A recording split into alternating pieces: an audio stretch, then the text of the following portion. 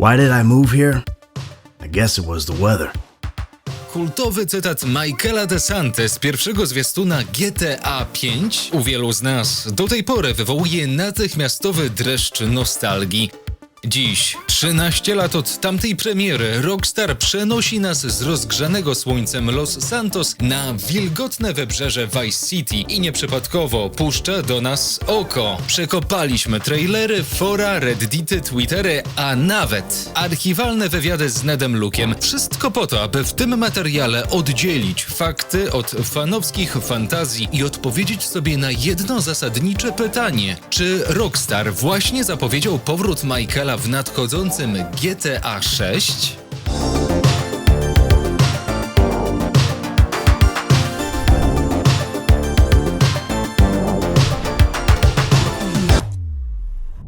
Michael DeSanta, ten wybitny, choć w cudzysłowie emerytowany mistrz napadów, rozpoczął swoją historię jako Michael Townley. Po nieudanym skoku w North Yankton upozorował własną śmierć, by wraz z rodziną zacząć nowe życie w słonecznym Winewood. W teorii miało być spokojnie. Luksusowa willa, basen, terapie małżeńskie i próby naprawy relacji z buntującymi się dziećmi. W praktyce natomiast Michael pozostał człowiekiem targanym wewnętrzną sprzecznością.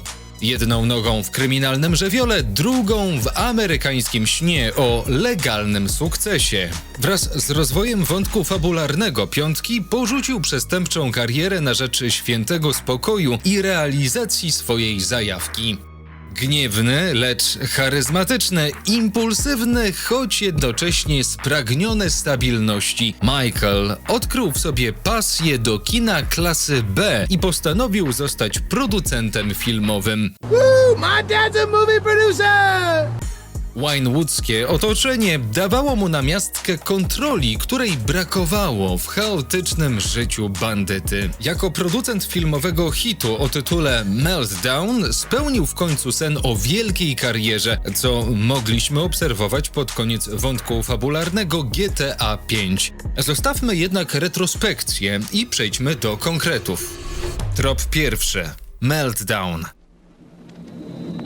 W drugim majowym trailerze GTA 6, jeśli zatrzymacie ten kadr z Jasonem w sklepie, zobaczycie rozmazaną, ale dobrze znaną okładkę DVD z tytułem Meltdown. Ten sam font, ta sama postać, to nie grafika stworzona od nowa. Rockstar wrzucił w świat Vice City dokładnie ten sam film, nad którym pracował Michael. Jak dobrze pamiętamy, film Meltdown był prawdziwym dzieckiem Michaela, jego przepustką do filmowego świata. Ktoś mógłby powiedzieć, to tylko easter egg. Owszem, ale skoro Vice City handluje jego filmem, oznacza to jedno: Michael żyje, robi interesy i najwyraźniej zdążył wyeksportować swoją markę na wschodnie wybrzeże. Man, shit, I know one of the producers around here. I hope his ass ain't at work today. Trop drugi. Zaginiona łódź. W tym samym zwiastunie na podwórku zamieszkiwanego przez Jasona domu możemy zaobserwować zaparkowany jacht.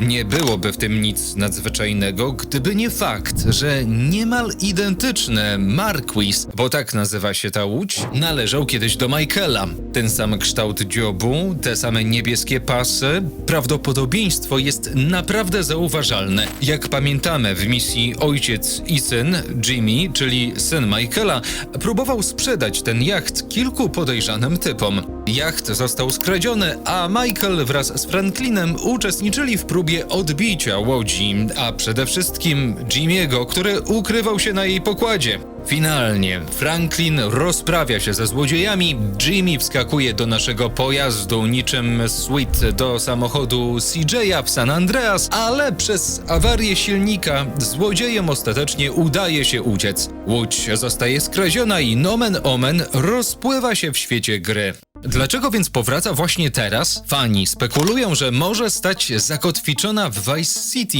a Michael albo ktoś w jego imieniu spróbuje ją odebrać. Osobiście jednak celowałbym w bardziej zgrabne nawiązanie do tej sytuacji. Czy Jason kupił ją nieświadomie na czarnym rynku, czy wszedł w jej posiadanie w zupełnie inny sposób? To dość otwarte pytanie, ale jednego możemy być pewni. Rockstar nie robi takich rzeczy przypadkowo.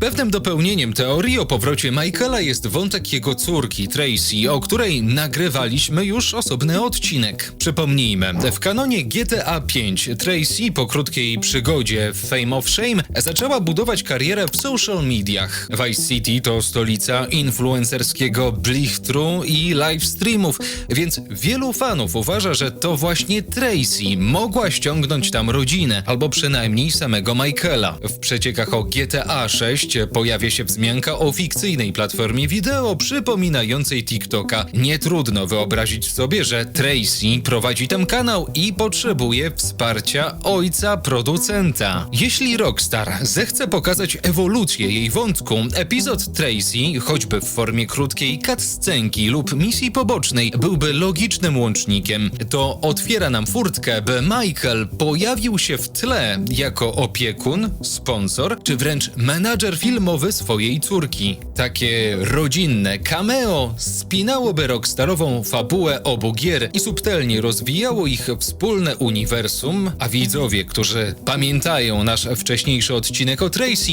z pewnością doceniliby to powiązanie. Skupmy się teraz na postaci Neda Luke'a, czyli odtwórcy postaci Michaela. Aktor pytany o jego udział w szóstce klasycznie od lat zasłania się NDA, choć tak naprawdę nigdy nie powiedział kategorycznego nie. It must be heartwarming for you. I mean, I see it a lot in comments about, I really hope Michael gets a cameo in GTA. So it's like, it has been 13 years. The online DLC, whatever. Yeah, You they know. still go on about that, yeah. Never say never, guys. You never know what's going to happen. You can count on about rock stars. They don't close doors. You look at GTA Online. They got guys in there from GTA 4. They got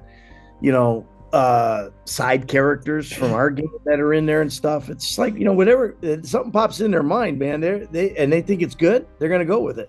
So you never know. I w tym miejscu, w zasadzie, cała ta teoria mogłaby wylądować w szufladzie do momentu premiery gry. Ale 19 września 2024 roku wspomniany Ned Luke wrzucił do sieci krótki filmik, na którym to płynie on swoją łodzią i niejako wcielając się w postać Michaela, krzyczy do kamery. It's been 11 fucking years! 11 years! I finally got my boat back! My boat! Przypomnijmy, Ned opublikował ten filmik we wrześniu 24 roku. To przecież 8 miesięcy przed oficjalną premierą drugiego trailera, w której to pojawia się omawiany przez nas jacht. Wtedy brzmiało to jak zwykły, niewinny żart, ale dziś, łącząc kropki, ten wątek wygląda już dużo poważniej. Możemy jedynie domniemywać, że filmik Neda nie został wrzucony przypadkiem, a Rockstar, jak zwykle, wiedział co robi. Być może odtwórca roli Michaela uzyskał autoryzowany dostęp do drugiego trailera sporo wcześniej przed publikacją i sam postanowił podsycić nieco atmosferę. W końcu przecież Ned Luke to teraz streamer blisko związany z fanami i społecznością GTA. Po wybuchu tej afery na dokładkę otrzymaliśmy jeszcze takiego tweeta. Nadchodzę, Jason, po moją łódź. Nie jest to oczywiście potwierdzenie jego udziału w grze, ale przyznacie, cała ta sprawa z łodzią śmierdzi na kilometr. Tradycje Rockstara też mają tu znaczenie. Pecky wyskoczył z Liberty City prosto do losowego eventu w GTA V. Johnny Klebitz, bohater DLC The Lost and Damned, powrócił do piątki tylko po to, by chwilę później skończyć tragicznie pod butami Trevora. Karen Daniels, Rocco Pelosi czy Laszlo. Wszyscy przewijali się między seriami. Rockstar kocha cameo. Lubi też czasem wysłać dawną gwiazdę na deski. I to dosłownie. Gdyby więc Michael miał pojawić się w Vice City, formuła epizodu lub krótkiej linii zadań doskonale pasowałaby do dotychczasowych implementacji postaci Rockstara. W tym miejscu rodzą się 3 główne teorie fanów. Po pierwsze, Michael jako zleceniodawca misji. Plan filmowy Vice City, sabotaż, brak licencji, potrzebny ktoś od mokrej roboty. Jason i Lucia wpadają, by posprzątać plan zdjęciowy. Michael płaci, fani kleszczą, cameo odhaczone. Po drugie, motyw jachtu. Michael wpada do Vice City, a gra pozwala Jasonowi dotrzeć w jakiś sposób do aktu własności skradzionej łodzi. Klasyczna konfrontacja starego i nowego świata. Czy protagonista GTA 5 odzyska ukochany jacht, czy raczej skończy jak Johnny?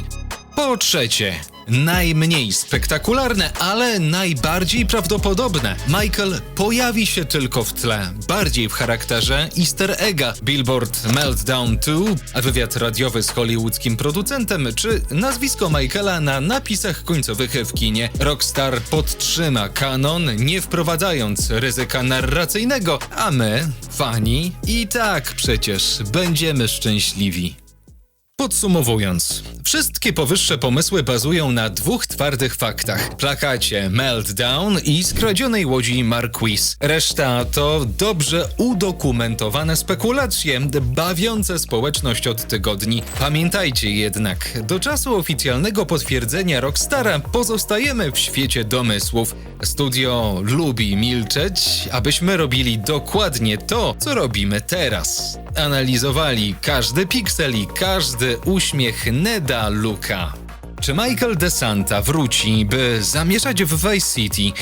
Czy zobaczymy go w krótkim cameo, dramatycznym starciu, a może tylko na plakacie w kinie? Niezależnie od odpowiedzi, jedno jest pewne: Rockstar już dziś wygrało pojedynek z naszą ciekawością. Jeśli macie własne tropy i przypuszczenia, koniecznie podzielcie się nimi w komentarzach. Jeśli spodobał Ci się ten materiał, zostaw łapkę w górę i zasubskrybuj kanał GTA 6 Polska, aby być na bieżąco ze wszystkimi śledztwami, jakie dla Was omawiamy.